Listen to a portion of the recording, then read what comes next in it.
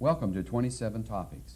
We have with us today Sherri Reeves, Professor of Social Sciences at Vincennes University Jasper Center, and our topic today is relationships.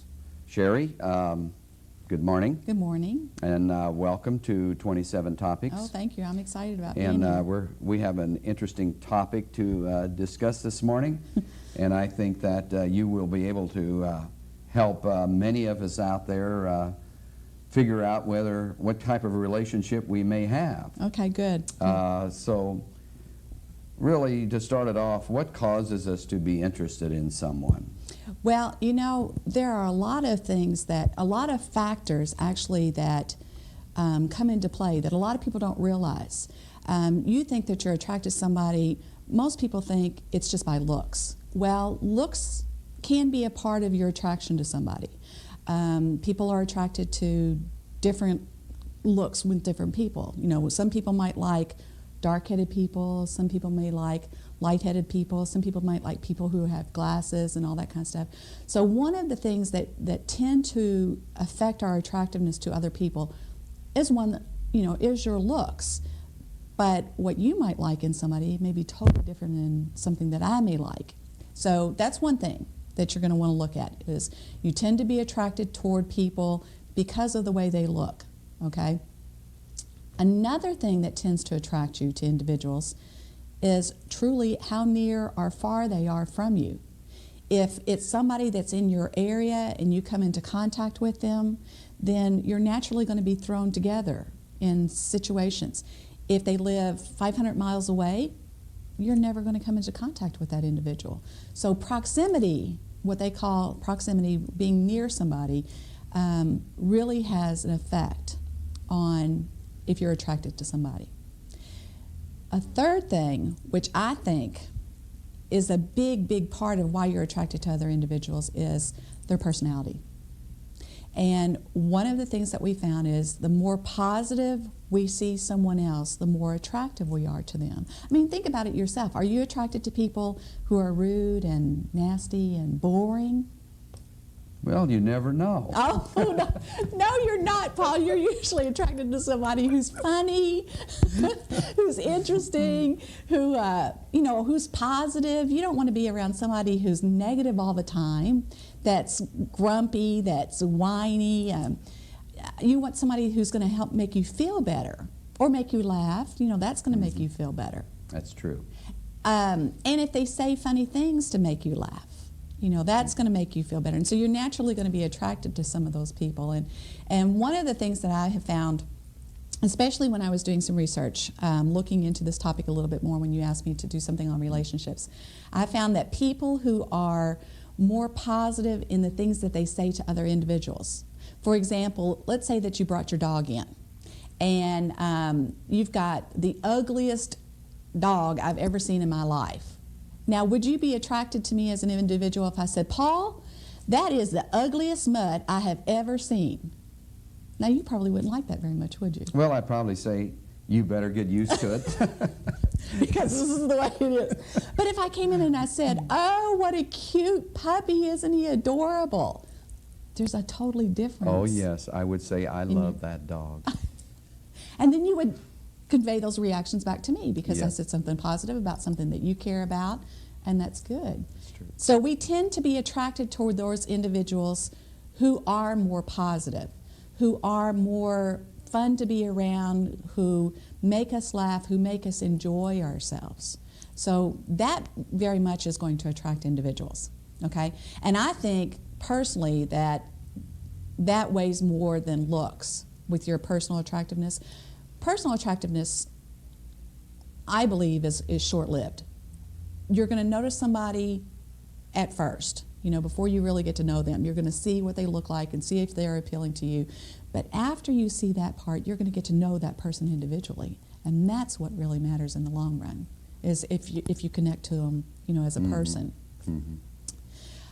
The fourth thing they say, and I know we've talked about this before, the fourth thing they say that causes people to be attracted to other people really is dependent upon if you are ready for a relationship. And why is it Have you ever noticed that people say, oh, I'm tired of trying to find somebody, I'm not going to do this anymore, I'm giving up finding the perfect person, and then all of a sudden they're in love. Have you ever noticed that? Yes. Yes, I have. They say what explains that is that you have finally actually resolved yourself to the fact that you're ready for a relationship. Now, we've talked about people who knew people in high school or previously, and there was never a connection, there was never a fire there, nothing ever happened, and then 5 years down the road, all of a sudden, those two people get together. Why did they get together 5 years down the road and not previously when they were in high school? They weren't ready. They weren't ready. They weren't ready for a relationship. And that has a lot to do with it. You know, if you're preoccupied and you have things in your life that you don't have time to invest in a relationship, because frankly, relationships are hard work. They are a lot of hard work, which we're going to talk about in a second, how much you have to work at those relationships to keep them going. But if you don't have the time to devote in it, you're not ready for a relationship. And so that readiness has a big part of if you're attracted to somebody. Does age have a bearing on readiness? You mean as far as if the person is mature or not? Yes. Well, you know, I suppose it could. I never really thought about age being a part of it. But what I have seen is there seems to be a cycle that we go through. A cycle of being ready to fall in love, and then falling in love, and then getting used to being in love, and then falling back out of love again. So it could be that, you know, if age is a factor, it could be because of where it has happened in that cycle, or it could be that, like I said earlier, you had other things that you had on your agenda to do in life, and a relationship just didn't fit in at that point. And then later on in life it did. I think we read a lot too. First of all, let's get to a younger case where, you know, kids are in college. One is maybe 1,000 miles away or 500 miles away, and they'll do anything to get together, yet they're really young, you know? Right, right. And I think, you know, are they really in love? Oh, probably. They're probably in love. But do they know to the extent of where this is going to take them? And are they ready for the responsibilities of that relationship? And like you said, if they're 1,000 miles apart, it's very, very difficult to maintain that relationship. Now, if it's temporary, you know, they're away at school and they're going to be there for 2 or 3 years, or they're in the military and they're going to be away for a while, that puts a whole different number into the equation. But if it's a long-term, you know, you look at people who have relationships, and one lives on one coast and one lives on the other coast, and they get together, you know, on weekends in the middle somewhere. And how long do those relationships really last? And how really fruitful are those relationships? Well, the fruitful part probably, you know, is because, is it really a relationship? Or is it convenience because it's just somebody to say that I have? Yes. Yeah, right. I'm wondering about that. Yeah, I think it would be difficult because I know that, like I said, working on a relationship is a daily job that you have to work at. Now, getting to the older side, you know, I know of many people who their spouse has died, and all of a sudden they're in love with their high school or their person that they liked early on in their life. Years earlier? Yes, whose spouses have died, and now all of a sudden they're getting together. You know, you hear a lot about that. I mean, here's this big gap in a relationship. Is there something else that attracts that? Well, you said that their spouse had died, so they'd already been in a relationship, and they knew probably there are advantages of relationships. There are disadvantages. I mean, like I said, it's work. But they probably know the advantages, and they had some feelings for this person way back when. But again, they weren't ready. They weren't at that spot when that person came through in their life. And now that they've had the relationship and they've gone through falling in love, and now they're having to go in falling out of love again because their spouse is deceased, they're back to stage one again, ready to fall in love. I guess we better move on to relationships, which we are talking about.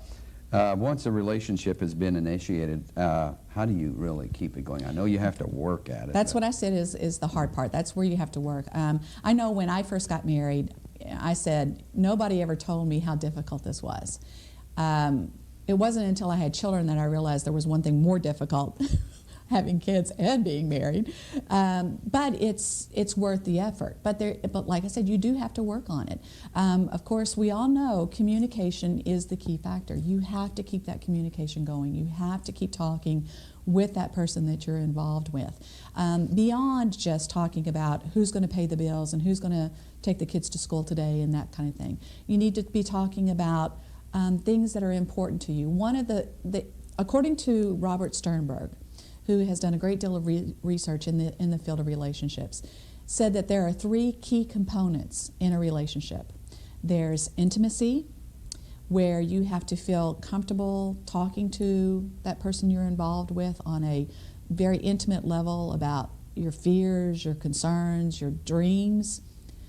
The second is passion. You have to be passionate about that person, excited about being with them, excited about seeing them, looking forward to the next time you're going to get to spend with them. And the last is commitment, that you are committed to make this work, even though it's going to get rough. Like we said, not even though you have a good marriage, it's not clear, easy waters all the way through. And so even when you hit those bad water days, you're going to still work through that. You're going to be committed to that relationship. And that a good relationship has all 3, an equal balance of those 3 properties there: passion, intimacy, and commitment. And the communication is part of every one of those.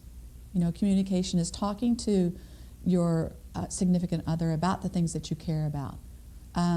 Passion comes in talking to them about what you want, what you like. I would really think it would be nice if we could rekindle the relationship and start going out to dinner, or start, going to a dance, or go to a movie. And then the commitment is, this is really hard. But we've got to work on this. So those 3 components really comprise the work that has to be done in a relationship. And if the relationship is failing, if it's kind of rocky, if it's going through a difficult time, according to Sternberg, it's one of those 3 areas in which needs the help. Do women marry men for looks? Well, this is something that I found in the research too. I thought this was really interesting, that actually men tend to marry females for looks. Men are more concerned about the attractiveness of the female. The female tends to be more concerned about his ability to provide, his ability to be intellectually stimulating and all that kind of stuff. It all goes back to some very primal issues for us as human beings. Women tend to want to make sure that the man is a good provider, so that he's going to provide a home, he's going to provide security for her. And I'm not talking about, in today's time where women are able to provide for themselves. I'm talking about a very primal instinct here. We tend to look for those kinds of things. Whether we realize it or not, that's what they say. We don't care so much about looks. We care more about, is he going to be a good provider? Is he going to be a good father to our children? Is he going to be a good match there? But the men are concerned about the looks. They want the wife to look good. Now, where do you think that comes from? Do you have any idea? I don't know. It probably goes way back. Well, according to what I found, it does go way back, because they say that when you see someone attractive, the connection that it makes in your brain is that they are healthy.